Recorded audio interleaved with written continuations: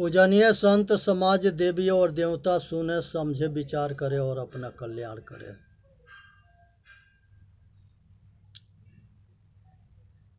सब धरती कागज करूं, लेखनी सब बन राय। सात समुद्र के मासी करूं, गुरु गुण लिखा न जाय। सतगुरुदेव के कृपा अपार कृपा होता है। आज सतगुरु के देन है कि संसार के ये दास जो है भरम जाल से निकला हुआ है, नहीं तो ये भी कहीं भटक करके रोता गाता रहता, स्वतंत्रता को ना जानता, गुलामी में परातंत्र होकर के दुख भोगता रहता। क्योंकि संसार में अंधा गुरु बहुत हैं भटकाने वाले, उनका यही काम है, क्योंकि उनको अपना धंधा चलाना है। इसलिए वो कभी नहीं चाहते कि मानव जाति आत्मज्ञानी बने, क्योंकि संसार में जो आत्मज्ञानी हो जाता है उस संसार में भूत जोनी के राज को जान जाता है कि भूत नहीं होता है। वो भूत से डरता ना है और वो मरता भी ना है। भूत जोनी ये अटल सत्य है कि भूत जोनी नहीं है। ये पाखंडी सब जगह मिलावटबाजी करके साबित करने के लिए, अपना धंधा चलाने के लिए जबरन कायम कर दिए हैं, सब जगह मिला के लिख दिए हैं। ये दास 60 से ऊपर हो रहा है, 60 बरस से ऊपर हो रहा है। आज तक ले किसी भूत के जो है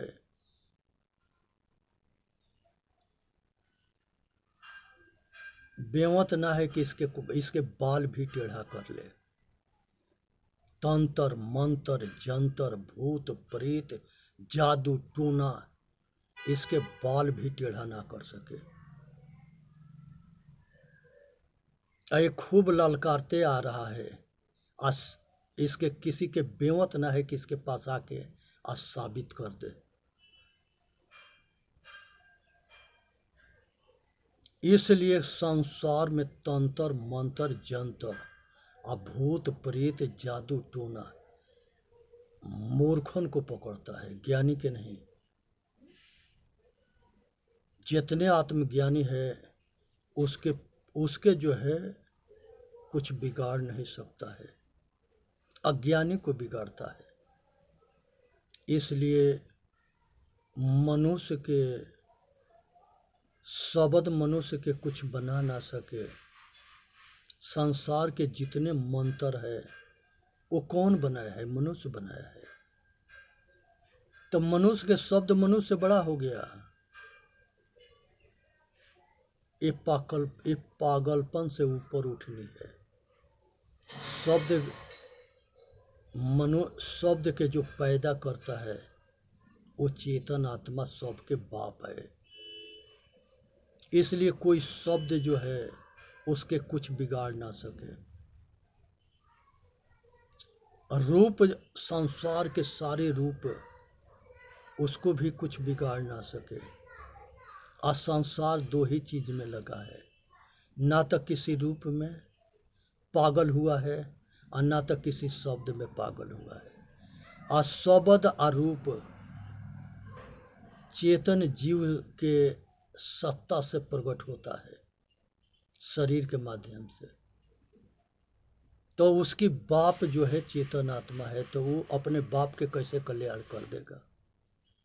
संसार के मंदिर के बनाने वाला, गुरुद्वारा के बनाने वाला, गिरजा घर के बनाने वाला, संसार के सब देवालय के बनाने वाला, प्राण प्रतिष्ठा कराने वाला, और ये सब मनुष्य के कला है।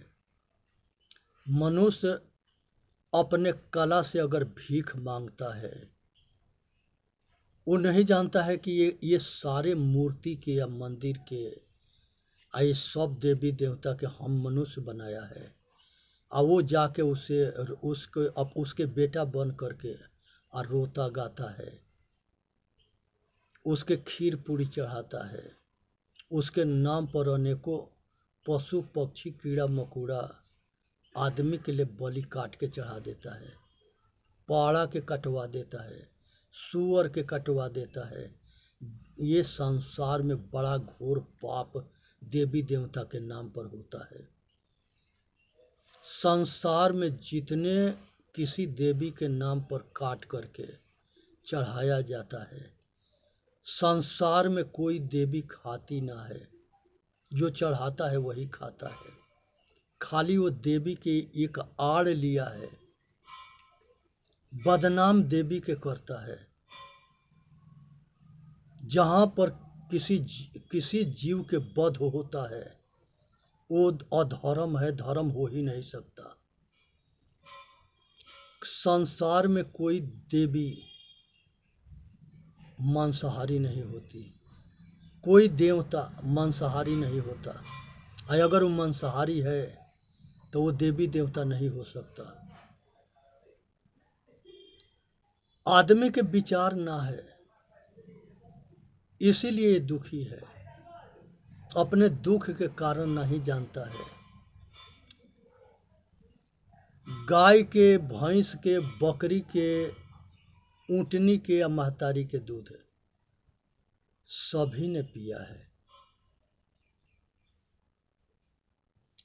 और अगर ये सबके मांस खाना ये धर्म है कि अधर्म है?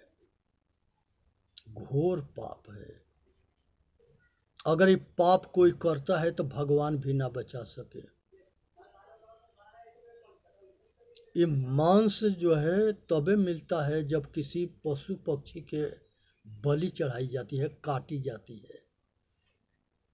जो हिंदू होता है वो झटका मार के खाता है, ऊपर से जो है ऐसा गणास से मारता है कि सिर अलग हो जाता है, धड़ अलग होता है। उसके खाल जो है खींच करके मांस काट के खाता है। वो हिंदू भाई है। और मुसलमान भाई जो है वो रगड़ करके रेत के खाता है, काटता है। जो कुछ देर तक ले काटता रहता है और वो चिल्लाता रहता है।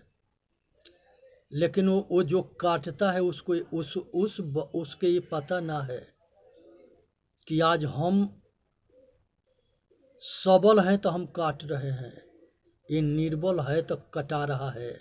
एक दिन ये सबल होगा तो हमको भी काटेगा, ये पता ना है। एक सज्जन कसाई था, वो उसके बाप महतारी जो है मांस काट के बेचते थे। उसी घर में सज्जन पैदा हुआ, उसने भी वही मांस काट के बेचना शुरू कर दिया। एक दिन एक खोसू था और बकरा था। वो एक शाम के टाइम में मांस खत्म हो गया था। एक सरदार जी आए। सरदार जी कहे कि भाई तुम हमके मांस दे दो, एक पाव मांस की ज़रूरत है। वो कहा कि ये मेरा मांस खत्म हो गया है। कहा कि ये सामने जो ये बकरा है इसके आड़ काट के दे दो, हमारा काम हो जाएगा। ये बकरा के आड़ खाएगा, ये जो है सरदार बकरा के आड़ खाएगा। उसने अपना ये चाकू लेकर के सज्जन जो है चल दिया बकरा के आड़ काटने के लिए। बकरा जो है ठठा के हंसा, कहा कि भाई हमारी बात सुन ले। कहा कि क्या बात तेरा सुने? देख हमारा तुम्हारा सिर कटौवल है, तेरा सिर हम काटते हैं, हमारा सिर तू काटता है। और नया कर्म मत कर। सिर काटने में मुश्किल से 5 मिनट के खेल होता है, लेकिन ये बेरा हमारा आड़ काढ़ लेगा तो हम रात भर दर्द के मारे मर जाएंगे। आड़ मत काढ़, अगर आड़ कढ़ौल करेगा तो हम भी तुम्हारा आड़ काढ़ेंगे। हम रात पर जैसे तड़पेंगे वैसे तुम भी तड़पेगा। सरदार कहा कि सज्जन कहा कि भाई तू हमारा सिर काटता है, हम तुम्हारा काटते हैं, ये अदला बदला बहुत पुराने समय से हो रहा है। कहा कि हाँ। कहे कि हम सरदार से हाथ जोड़ करके सज्जन कहा कि भाई तू यहाँ से अब चले जा, हम मांस नहीं दे सकते। सरदार चला गया। इसने उसके रस्सी काट दिया और कहा कि भाई हम तेरे के आज़ाद कर दिए, न हम तेरा सिर काटेंगे और ना तू हमारा सिर काटना।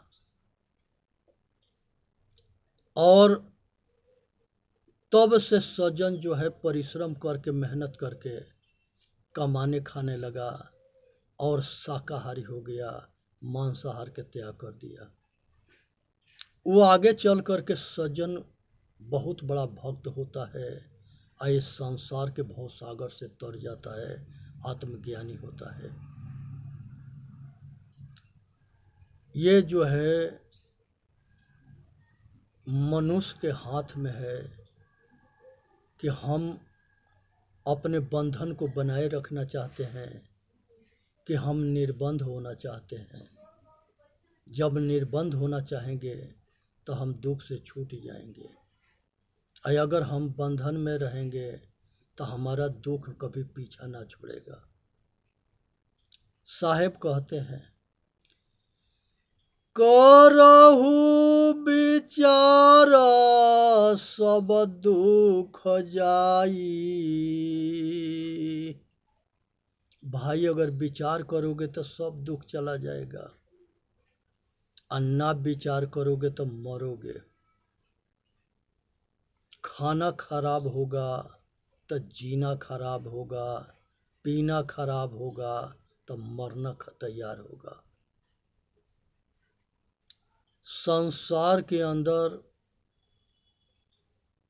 जितने धोखा हुआ है, पहले मांस खिलाया जाता है, उसके बाद दारू पिलाया जाता है, और उसके बाद उसको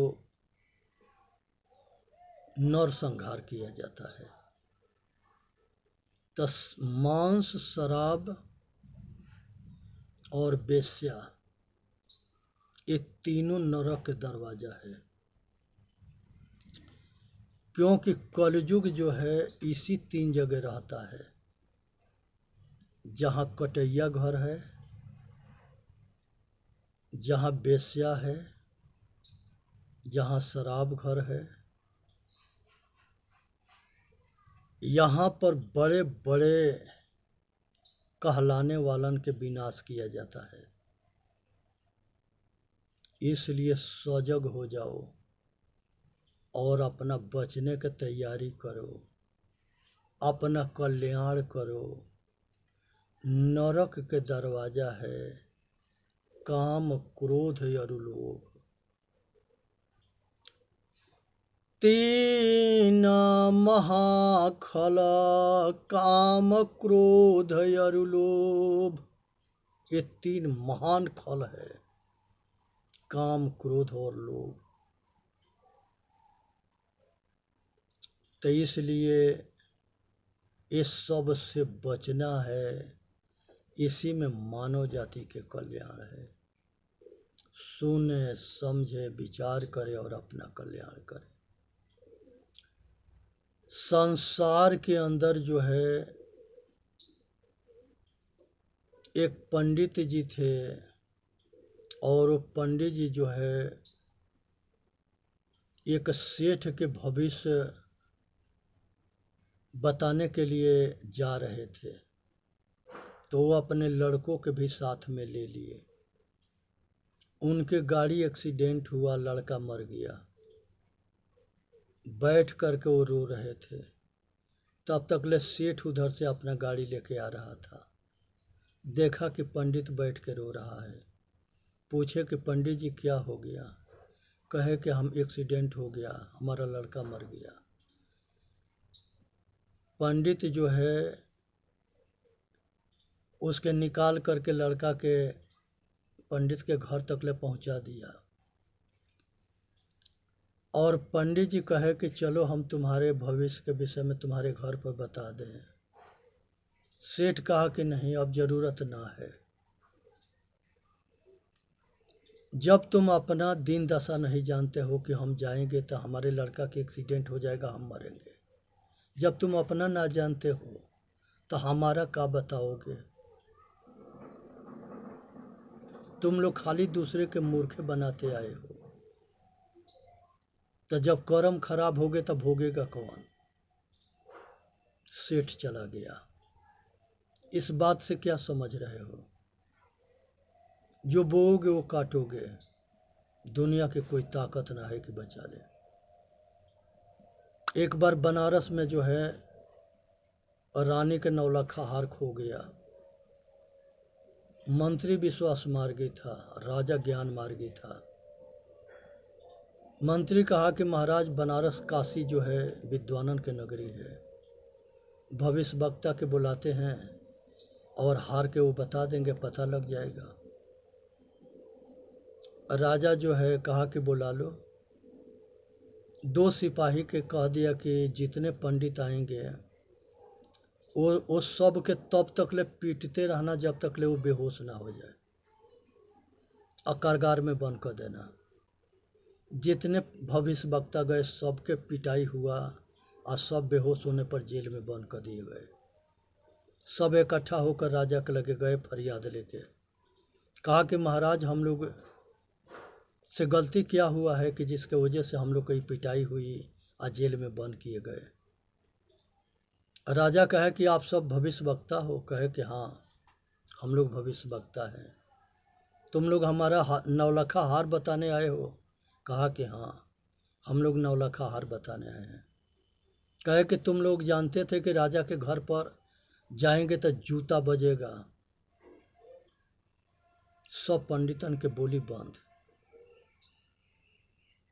जब तुम अपना भविष्य नहीं जानते हो तो हमारा भविष्य क्या बताओगे? आज तुम लोगों के देन है कि ये देश गुलाम रहा। तुम लोग खाली मूर्ख बनाते हो, अपना धंधा चलाते हो, अपना काम बनता भाड़ में जाए जानता। तुम लोग की पॉलिसी रही है फूट डालो, राज करो, मूर्ख बनाओ, पैसा कमाओ। वो राज में कुछ पंडित भी थे। राजा से कहे कि राजन, आप ठीक ना किए ये पंडितन के पिटवा के। कहे कि तुम लोग के विषय में हमको अच्छी तरह से पता है, इसलिए ज़्यादा बोलोगे तो जेल में बंद करा देंगे, तुम लोगों के पिटवा देंगे। सगरी पंडितन के बोली बंद हो गया। ये संसार के अंदर किसी के मूर्ख मत बनाओ। नहीं जानते हो तो कह दो कि नहीं जानते हैं, और संसार में किसी के भटकाओ अटकाओ मत। ये संसार के जो है साच कहे जग मारल जाई, आ झूठे सब पतियाई। जो साच बोलता है उसके विरोधी बहुत हो जाते हैं, विरोध करते हैं, और जो झूठ बोलता है वो के सब मानते हैं। इसलिए झूठा झूठन के बाजार लगा है। इसलिए ये सब बाजार से ऊपर उठनी है, अपना कल्याण करना है। संसार के अंदर जो है एक गुरु जी जो है चेला खोज रहे थे, और चेला जो है गुरु खोज रहे थे। संयोग बस दोनों मिल गए। दोनों आँख से अंधा थे, अंधा गुरु था या अंधा चेला था। अब दोनों हाथ पकड़ के निधड़क चलना शुरू हो गए। रास्ते में जमीन के बराबर एगो कुआं था। वो कुआं में जो है दोनों गिर पड़े। अब चोट दोनों के लगा। गुरु पूछता है चेला से कि चेला तेरे के दिखाई ना देता है? चेला कहा कि गुरुदेव अगर हमको दिखाई देता तो हम गुरु खोजते। चेला पूछता है कि गुरु जी आपके भी दिखाई ना देता है? गुरु कहा कि अगर हमको दिखाई देता तो हम चेला खोजते। अब दोनों जो है आपन हारल अब मेहरी के मारल, किससे कहोगे? अब दोनों के चोट लगी थी और दोनों पहले ना बात किए कि दोनों की आँख है कि नहीं है। तो इसी तरह से ये दुनिया जो है विश्वास मार्ग रूपी कुआं में गुरु चेला सब गिर के मर गए। पहले मरे, गिरते आए हैं, आज गिर रहे हैं, आगे गिरते रहेंगे, अब मरते रहेंगे, लेकिन हार ना मानेंगे। सत्य बात नहीं बोलेंगे क्योंकि आदत बनी है। मूर्ख बनाओ, फूट डालो, पक्षपात करो और अपना धंधा चलाओ। अपना काम बनते भाड़ में जाए जानते। ये हमेशा जो है अपना धंधा चलाते हैं। रोड के किनारे कार्ड निकलवाएंगे तोता से और दुनिया के भविष्य बतवाएंगे। एक बार हमसे भी एक पंडित टकरा गया तोता वाला। कहा कि हमके बुलाया, कहा कि आओ कार्ड निकाल दे, तुम्हारे भविष्य बता देंगे। ये दास कहा कि पंडित जी तुम्हारे किस्मत में लिखा है कि जीवन भर रोड के पास सारा दिन धूप में, ठंडी में, बारिश में यही कार्ड निकलवाता रहेगा और तुम्हारे दुख तुमको पीछा ना छोड़ेगा। तो अब वो दुख से बचने के लिए हमसे पूछने लगा। कहा कि सारा दिन तो तू कार्ड निकलवा के दूसरे के भविष्य बताता है और तुम हमसे क्या पूछता है? ये दास वो पंडित को बता दिया कि ये सब काम छोड़ दे, मेहनत करके कमाना खाना सीख ले, सुखी रहेगा। वो पंडित कमाना खाना शुरू कर दिया। वीडियो के लाइक करें, सब्सक्राइब करें और अपना कल्याण करें। बोलिए सतगुरुदेव की जय। साहेब बंदगी, साहेब बंदगी, साहेब बंदगी।